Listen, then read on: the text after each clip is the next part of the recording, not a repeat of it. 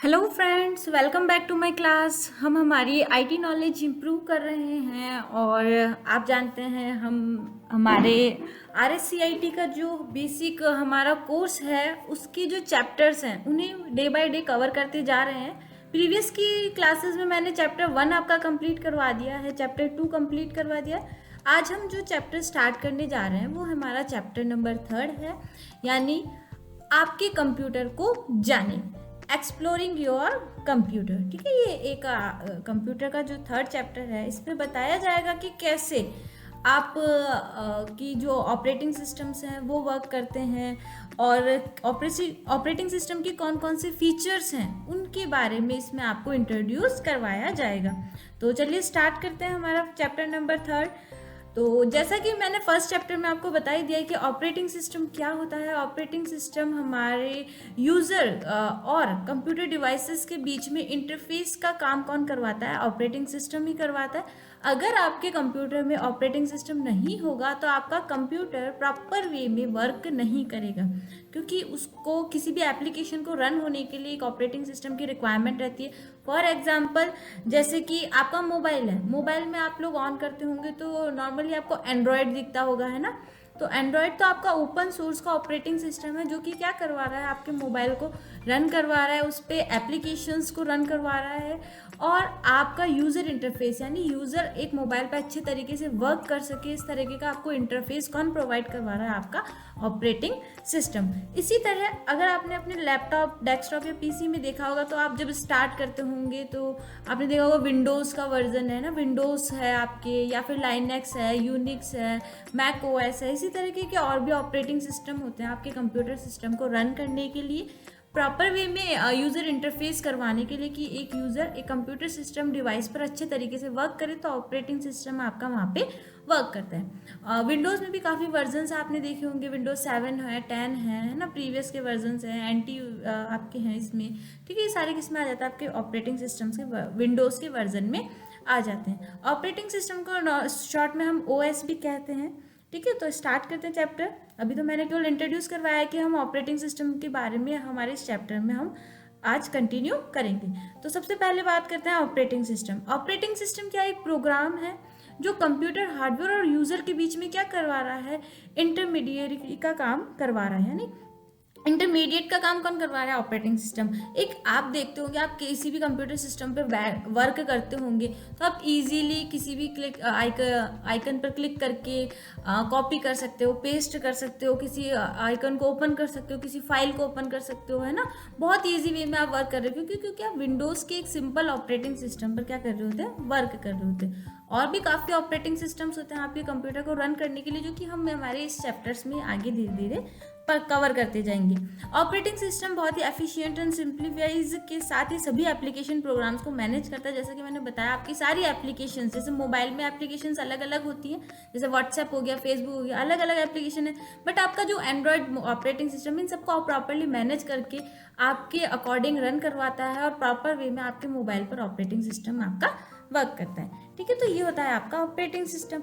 Operating system user program को execute करके user problem को आसानी से हल करता है ना। यूजर के जो भी प्रोग्राम्स होते हैं उन्हें एग्जीक्यूट करता है और प्रॉब्लम्स को रिजॉल्व करवाने का काम भी कौन करता है? आपका ऑपरेटिंग सिस्टम करता है। ऑपरेटिंग सिस्टम सॉफ्टवेयर है, जैसा कि मैंने पहले चैप्टर में आपको बताया कि ऑपरेटिंग सिस्टम क्या है। हमारा सिस्टम सॉफ्टवेयर है जो कि कंप्यूटर पर कार्य करने योग्य आपको पूरा प्लेटफॉर्म प्रोवाइड करवाता है और यूजर यानी आपको और कंप्यूटर डिवाइसेस में देखिए आपके हार्डवेयर कंपोनेंट्स हो गए, सॉफ्टवेयर कंपोनेंट्स होते हैं, इन सबको मैनेज करके रन करवाने का काम कौन करवा रहा है? आपका ऑपरेटिंग सिस्टम करवाता है। ऑपरेटिंग सिस्टम हार्डवेयर को ऑर्गेनाइज एंड कंट्रोल करता है। जैसा कि मैंने बताया, हार्डवेयर डिवाइसेस को कंट्रोल और ऑर्गेनाइज करने का काम भी कौन करता है? आपका ऑपरेटिंग सिस्टम करता है। बिना ऑपरेटिंग सिस्टम के कोई भी कंप्यूटिंग डिवाइस काम नहीं कर सकती। ठीक है, तो आपको पता होना चाहिए ऑपरेटिंग सिस्टम सबसे ज़्यादा इंपॉर्टेंट रोल आपका इलेक्ट्रॉनिक डिवाइसेस में यूज में लिया जाता है।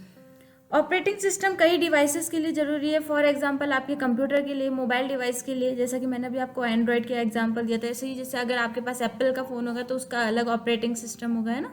तो अलग अलग डिवाइसेस के अलग अलग ऑपरेटिंग सिस्टम्स होते हैं। वीडियो गेम और सुपर कंप्यूटर, इनके लिए कई ऑपरेटिंग सिस्टम्स होते हैं। डेस्कटॉप ऑपरेटिंग सिस्टम के कुछ उदाहरण यहाँ दिए जा रहे हैं, जैसे कि माइक्रोसॉफ्ट विंडो हो गया, है ना, विंडो पे आप वर्क करते हैं। मैक ओएस हो गया, लाइनेक्स हो गया, यूनिक्स हो गया, ये सब आपके किसके हैं, डेस्कटॉप, यानी आपके कंप्यूटर के ऑपरेटिंग सिस्टम्स के अंदर में आते हैं। इसी तरह मोबाइल ऑपरेटिंग सिस्टम, जैसे कि आपके एंड्रॉयड हो गया, विंडो हो गया, है ना, विंडो भी या ये गलत लिखा है ना, विंडो हो गया, iOS हो गया, सिम्बेन हो गया इत्यादि, ये सारे क्या है आपके मोबाइल ऑपरेटिंग सिस्टम है। तो ये जो लाइन है, ये पैराग्राफ आपके लिए बहुत इंपॉर्टेंट है, RSCIT के लिए भी और किसी कॉम्पिटिटिव एग्जाम्स के लिए भी, कि डेस्कटॉप ऑपरेटिंग सिस्टम के एग्जाम्पल कौन कौन से हैं और मोबाइल ऑपरेटिंग सिस्टम के एग्जाम्पल कौन कौन से हैं। ठीक है, अब बात करते हैं आगे। देखिए यहाँ पे डायग्राम भी दिया गया है।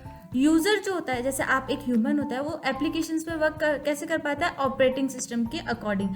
आपने कोई एप्लीकेशन अपने इसमें डाउनलोड करी, इंस्टॉल करी, वो आपके ऑपरेटिंग सिस्टम से मैनेज होगी, आपके हार्डवेयर कंपोनेंट सारे उसके अकॉर्डिंग वर्क करेंगे। देन उसके बाद यूजर उसी एप्लीकेशन पर ऑपरेटिंग सिस्टम के सपोर्ट के साथ ही क्या करता है, वर्क करता है। अब बात करते हैं कंप्यूटर सिस्टम के 3 लेयर्स की। जैसे कि आपके 3 लेयर्स में आता है, हार्डवेयर आता है, सिस्टम सॉफ्टवेयर आता है और एप्लीकेशन सॉफ्टवेयर। हार्डवेयर डिवाइसेस आप जानते ही हैं, पहले चैप्टर में मैंने आपको अच्छे से करवा दिया। नॉर्मली सभी आपके इनपुट आउटपुट डिवाइसेस किस में आ जाती है, आपके हार्डवेयर डिवाइसेस में आ जाती है। आपका CPU हार्डवेयर डिवाइस में आ जाता है, आपकी मेमोरीज आपके हार्डवेयर डिवाइसेस में आ जाती है, क्योंकि एक कंप्यूटर इन सबसे मिलकर ही बना होता है ना। तो ये सब किस में आ जाता है, हार्डवेयर डिवाइस। अब केवल आप हार्डवेयर डिवाइसेस को एक साथ रख ले तो ऐसा तो पॉसिबल नहीं है ना, कि आपके अकॉर्डिंग कंप्यूटर वर्क कर दे, है ना। आपने माउस रख दिया, आपने कीबोर्ड रख दिया, मॉनिटर रख दिया, केवल रखने से ही काम तो करेंगे नहीं। तो कोई ना कोई ऐसा प्लेटफॉर्म होना चाहिए ना, जो इन सब हार्डवेयर डिवाइसेस को ज्वाइंट करे और आपके अकॉर्डिंग वर्क करवाए। तो वो ज्वाइंट करने का काम ही कौन करता है, आपका ऑपरेटिंग सिस्टम। अब बात करते हैं सिस्टम सॉफ्टवेयर की। ये भी आप लोगों अच्छे से जानते हैं, सिस्टम सॉफ्टवेयर जो कि आपके पूरे सिस्टम को मैनेज करते हैं, जैसे कि आपके प्रोसेस मैनेजमेंट हो गए, इनपुट आउटपुट कंट्रोल्स हो गए, मेमोरी मैनेजमेंट हो गए, फाइल मैनेजमेंट, यानी जैसे इनपुट आउटपुट डिवाइसेस को कंट्रोल करने का काम हो गया, कि किस तरह से आपके इनपुट डिवाइसेस वर्क करे, किस तरह से आपके आउटपुट डिवाइसेस वर्क करें। मेमोरी को कंट्रोल करने, मेमोरी आपका जो भी डेटा उसे मैनेज करके रखना मेमोरी मैनेजमेंट के अंदर में आ जाता है। फाइल मैनेजमेंट, जैसे कि आपकी सभी फाइल्सों को सिक्वेंशियल स्टोर करके रखना, और ये सब किस में आ जाता है, आपके सिस्टम सॉफ्टवेयर में आ जाता है, जो कि सिस्टम को मैनेज करने के लिए बनाए हुए होते हैं। फिर आती है आपकी एप्लीकेशन प्रोग्राम सॉफ्टवेयर। यह ऐसे प्रोग्राम है जिन्हें यूजर द्वारा एक ग्राफिकल यूजर इंटरफेस के जरिए अपनी ज़रूरत के अनुसार उपयोग किया जाता है तथा कार्य करने हेतु ऑपरेटिंग सिस्टम की आवश्यकता होती है। GUI आप जानते हैं, आज हमारा जो विंडोज़ का ऑपरेटिंग सिस्टम है GUI बेस्ड है। GUI यानी ग्राफिकल यूजर इंटरफेस। हम ग्राफिक्स का यूज़ करके हमारा वर्क प्रॉपरली कर रहे हैं। फॉर एग्जाम्पल अभी हमारा वर्क कैसा है, ग्राफिक। मान लीजिए आपको कोई न्यू टैब ओपन करना है, तो देखिए मैं क्लिक करूंगी तो न्यू टैब ओपन हो रहा है। तो ये किसका है, इमेजेस मुझे यहाँ पे दिख रही है, तो मैं इन ग्राफिक्स पे क्लिक करके ही क्या कर रही हूँ, अपना वर्क कर रही हूँ बिना किसी कमांड को टाइप किए हुए। तो ये क्या होता है, आपका ग्राफिकल यूजर इंटरफेस होता है, कि एक यूजर का इंटरफेस कैसा है, ग्राफिक्स के थ्रू, माउस के पॉइंटर के थ्रू हम अपना वर्क कंप्लीट करते हैं। तो ये होता है हमारा ग्राफिकल यूजर इंटरफेस। ठीक है, नेक्स्ट आता है यहाँ पे ऑपरेटिंग सिस्टम का एक डायग्राम दिया गया है। बहुत सी लेयर्स आपको यहाँ शो करवाई गई, कि यूज़र 1 है, यूज़र 2 है, ये ह्यूमंस है, जो कि अलग अलग ह्यूमन है, अलग अलग एप्लीकेशंस पर वर्क कर रहे हैं। कोई डेटाबेस से रिलेटेड, कोई टेक्स्ट एडिटर पे, कोई असेंबलर पे, कोई कंपाइलर पे, है ना। तो सिस्टम एंड एप्लीकेशन प्रोग्राम्स आपको जो भी यूज़र वर्क करवाना चाहता है वो आपकी वहाँ पे वर्क करती है। तो वो वर्क कब करेंगे, जब आपके पास ऑपरेटिंग सिस्टम उन्हें प्रॉपर मैनेज करेगा।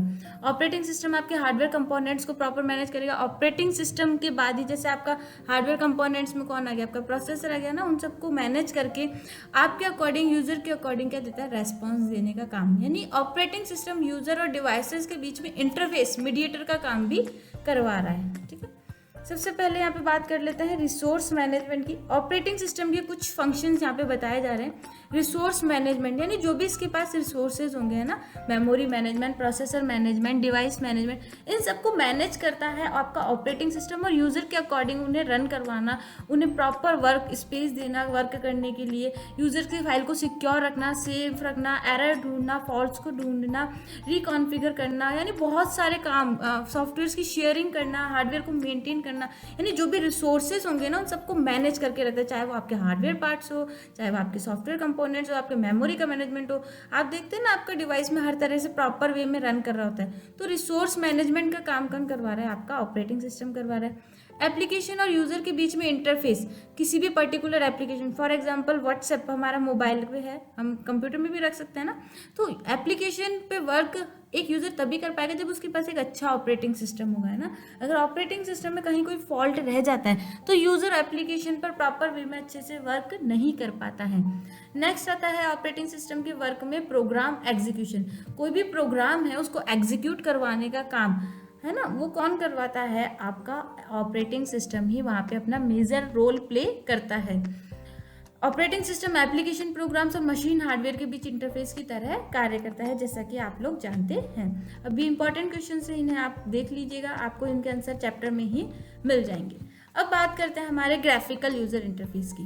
ठीक है, जैसा कि मैंने भी आपको पहले ही बताया कि हम इमेजेस के थ्रू वर्क करते हैं, आइकन्स पे क्लिक करके हम वर्क कर लेते हैं, हमें कोई कमांड नहीं देनी होती। तो वो जो इंटरफेस होता है यूजर का, वो कौन सा इंटरफेस होता है? ग्राफिकल यूजर इंटरफेस कहलाता है। ठीक है, GUI की फुल फॉर्म आपके लिए इम्पॉर्टेंट रह जाएगी। ठीक है, यहाँ पे एक यूजर को ग्राफिक आइकन्स का प्रयोग करके इलेक्ट्रॉनिक डिवाइसेस से इंटरैक्ट करने की सुविधा प्रदान करता है, जैसा कि आप अभी जान ही गए होंगे, मैंने इतनी बार रिपीट कर दिया। इसके विपरीत कमांड यूजर इंटरफेस, है ना, CMD भी बोलते हैं इसे, कमांड लाइन इंटरफेस, है ना, CLI। ठीक है, CLI कमांड लाइन इंटरफेस भी बोलते हैं। कमांड लाइन इंटरफेस में क्या किया जाता है? कमांड्स दी जाती है ना, कि अगर आपको कॉपी भी करनी होती है तो आप कॉपी के लिए CP लिखते हैं, है ना, तो वो सभी कमांड्स आपकी क्या कहलाएगी? आपकी कमांड यूजर इंटरफेस कहलाता है। फॉर एग्जाम्पल एक हम रफली वर्क करके देखते हैं ना कमांड कैसे। जैसे नॉर्मली आप जब MS वर्ड स्टार्ट करते हो तो आप स्टार्ट बटन पे क्लिक करते हैं और वर्ड को ढूंढ लेते हैं, है ना, यहाँ से आप MS वर्ड को ढूंढ कर उसे रन कर लेते हैं। तो ये तो क्या हो गया? एक तरीके से ग्राफिकल, यानी आपने ग्राफिक्स इमेज देखकर उसको ओपन कर लिया। अब कमांड लाइन का एक एग्जांपल दे देती हूँ, जैसे आपने रन कमांड का यूज करा है ना, जैसे ही विंडो की +R करा तो ये एक डायलॉग बॉक्स आ गया। अब यहाँ पे अगर आप MS वर्ड स्टार्ट करना चाहते हैं तो आप क्या दे रहे हैं? यहाँ पे कमांड दे रहे हैं। ठीक है, आप क्या लिख रहे हैं? यहाँ पे कमांड लिख रहे हैं कि मुझे विनवर्ड स्टार्ट कर दे। आपने ग्राफिक्स का यूज नहीं करा, आपने कीबोर्ड का यूज करा, कीज एंटर करी है आपने और कमांड दी है कि आप MS वर्ड ओपन कर दे। तो जैसे एंटर करेंगे तो देखिए आपके सामने क्या होगा? MS वर्ड ओपन हो जाएगा, है ना। तो यही है इसका मतलब कि कमांड लाइन में हम क्या करते हैं? कमांड्स के थ्रू हमारे कंप्यूटर सिस्टम को रन करते हैं। अभी कॉपी आप बहुत सिंपल वे में कर सकते हैं, राइट क्लिक करके उसे कहीं भी कॉपी पेस्ट करना वहाँ पे आप कर सकते हैं, बट कमांड लाइन में आपको कॉपी के लिए कमांड्स देनी पड़ती थी ना, कमांड बॉक्स आता है उसमें आपको लिखना पड़ता था। ठीक है, तो आप दोनों यूजर इंटरफेस को समझ गए। दो यूजर इंटरफेस होते हैं, एक तो ग्राफिकल यूजर इंटरफेस और एक होता है आपके कमांड लाइन इंटरफेस, जिसमें आपको कमांड देनी होती है। ये दोनों इंपॉर्टेंट है आपके RSCIT के एग्जाम के लिए। ग्राफिक यूजर इंटरफेस के एग्जाम्पल्स में आपके विंडोज के सभी वर्जन है ना, जिसमें विंडोज 10 आपका लेटेस्ट वर्जन है ना, और लाइनेक्स और मैक किसके आ जाते हैं? आपके ग्राफिक्स यूजर इंटरफेस में। ये आपके RSCIT के एग्जाम में इंपॉर्टेंट है कि ग्राफिक यूजर इंटरफेस के एग्जाम्पल कौन कौन से हैं, तो आपको पता होना चाहिए विंडोज, लाइनेक्स और मैक किसके हैं? आपके ग्राफिक यूजर इंटरफेस। इसी तरह कमांड लाइन इंटरफेस कौन कौन से हैं? आपके MS DOS, यूनिक्स आदि आपके किसके हैं? कमांड लाइन यूजर इंटरफेस हैं। अब बात कर लेते हैं, ये पैराग्राफ काफ़ी इंपॉर्टेंट है आपके RSCIT के लिए ना।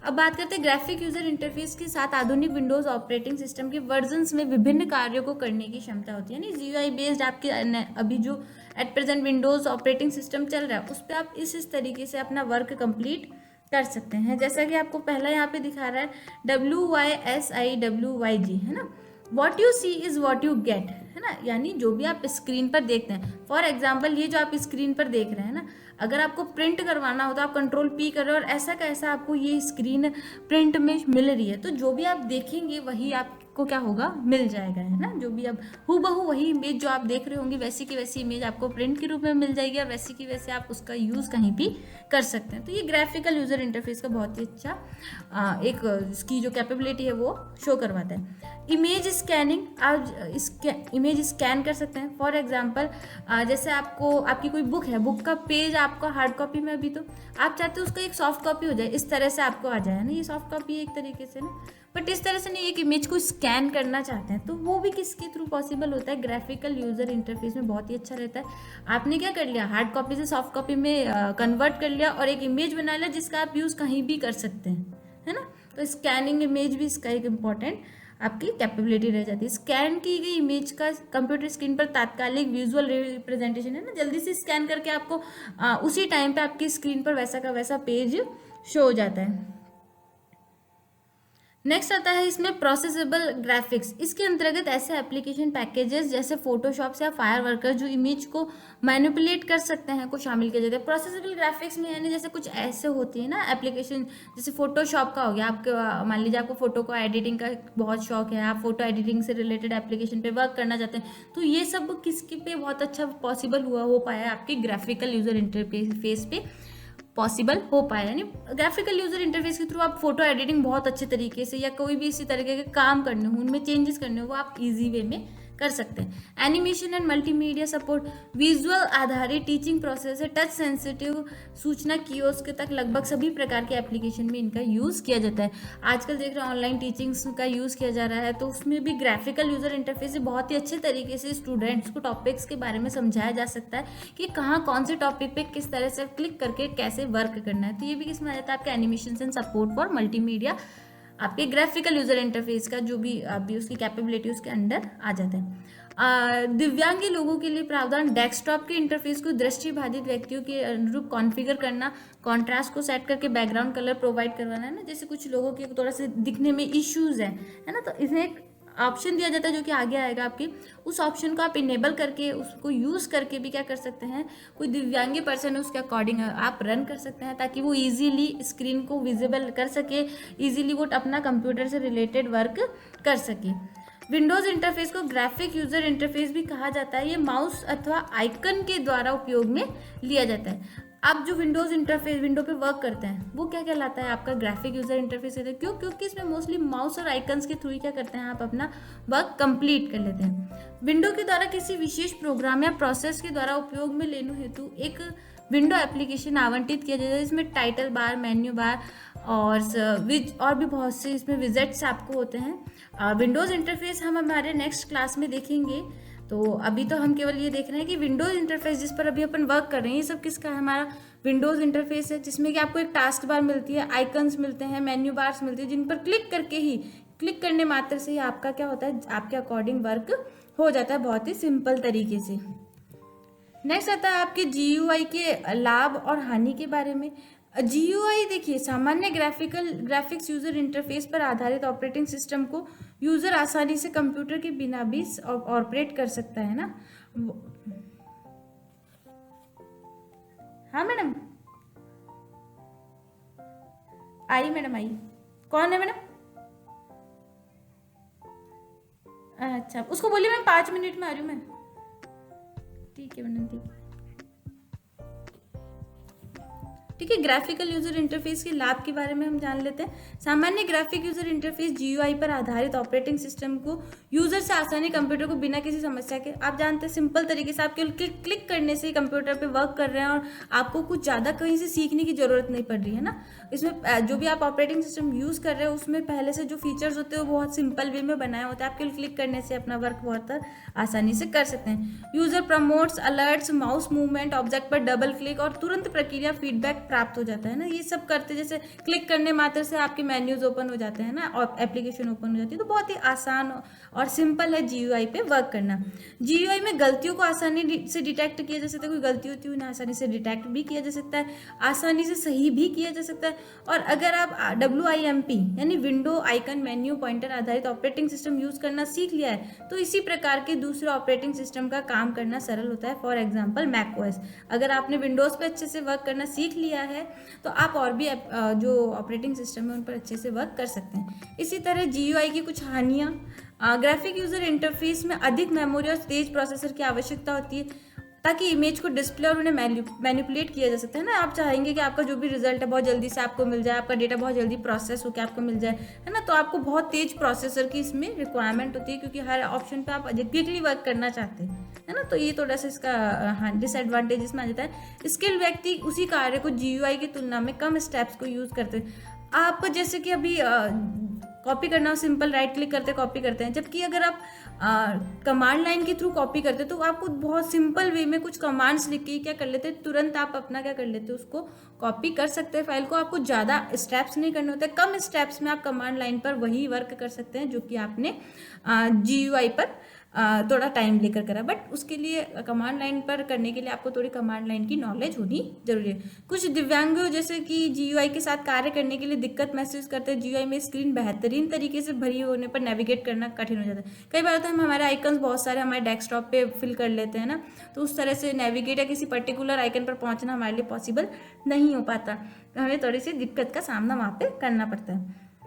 तो विंडोज़ 10 के बारे में और फिर यहाँ पे बात कर लेते हैं। Windows 10 personal computer operating system का नवीनतम वर्जन है। अभी विंडोज़ 10 पर ही मोस्टली वर्किंग में है, जिसे माइक्रोसॉफ्ट ने डेवलप किया है। किसने डेवलप किया है? विंडोज़ 10 को माइक्रोसॉफ्ट ने डेवलप करा है। यह ऑपरेटिंग सिस्टम NT परिवार का हिस्सा है। विंडोज 7 और विंडोज 8 वर्जन का नया वर्जन है ना। विंडोज 10 किसका? विंडोज 7 और 8.1 का क्या है? लेटेस्ट वर्जन है।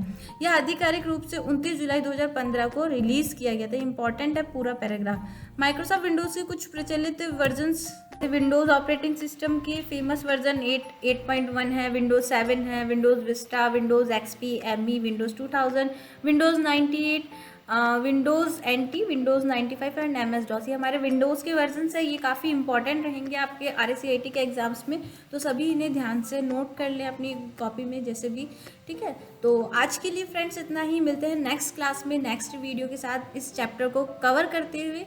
तब तक के लिए good bye and thank you for watching my video. Thank you once again. और प्लीज़ अगर वीडियोस अच्छी लगे तो अपने फ्रेंड्स के साथ, रिलेटिव्स के साथ, सभी के साथ वीडियो शेयर करें, चैनल को सब्सक्राइब करें और लाइक करना ना भूलें। तो मिलते हैं फ्रेंड्स नेक्स्ट क्लास में, तब तक के लिए गुड बाय।